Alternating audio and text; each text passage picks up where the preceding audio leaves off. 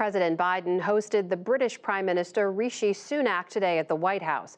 It was Sunak's first Oval Office visit since taking office last fall. The two leaders discussed continued support for Ukraine and the potential threats posed by artificial intelligence. Our White House correspondent Laura Barone-Lopez was there in the room. She is here now to discuss it all. Good to see you, Laura. Good to be here. So we know military aid to Ukraine was a top agenda item in that meeting. All of that was unfolding as there is now a very public rift among Republicans on Capitol Hill about whether or not to continue supporting and providing additional support for Ukraine. Did the two leaders address that at all? They did talk about that. So as you know, Amna, this meeting was happening as Ukraine's counteroffensive began in earnest. And Britain's prime minister talked repeatedly about what Britain has done to date, specifically that they have helped Ukraine train troops, that they are one of the most helpful European nations in terms of giving Ukraine aid. But as you noted, this is happening as Republicans on the Hill are very split about whether or not they want to vote in support of more aid to Ukraine. President Biden was asked about his confidence in whether or not he has the votes for more aid. I believe we'll have the funding necessary to support Ukraine as long as it takes. And I believe that that support will be real, even though you hear some voices today on Capitol Hill about whether or not we should continue to support Ukraine. So President Biden there voicing a lot of confidence.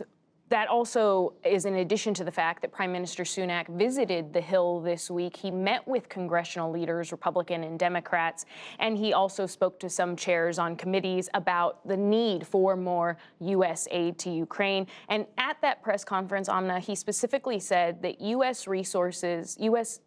aid to the Ukraine is, quote, a decisive contribution that helps democracy prevail. Prime Minister Sunak also made artificial intelligence, or AI, a key part of this visit. You had a chance to ask him a question. You asked him about how to responsibly regulate the technology. What did he say? He dodged a little bit, Amna. He didn't quite give specifics about how exactly the UK or the US would regulate this technology.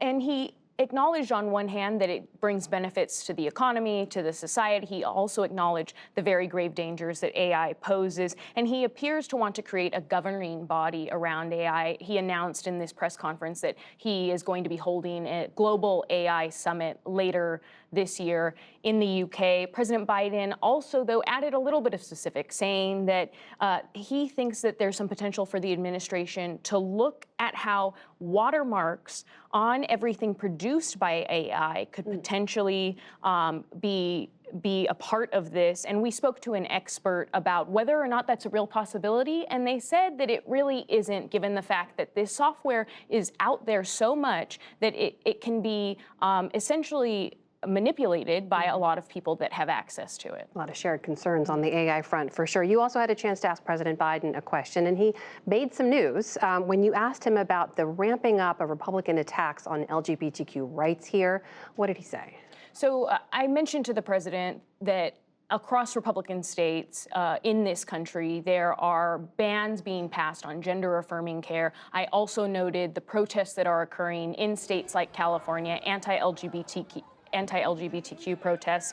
And I told President Biden about the parents of a transgender girl in Texas that I recently interviewed, and their fears and the fact that they are considering that they may need to move not just out of Texas, but also out of the country. And I asked the president why he thought this was happening and what he would say to that family.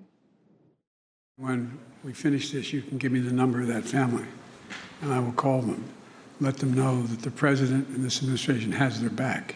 Our fight is far, far from over because we have some hysterical and, I would argue, prejudiced people who are engaged in all what you see going on around the country. That's some of the harshest comments you've heard from the president to date about anti-transgender efforts. His administration also announced some actions that they're taking today, including a new education department official who will be helping communities that are confronting book bans about gender identity. Great questions in the room. Great reporting as always. Our White House correspondent, Laura Barone-Lopez. Thank you. Thank you.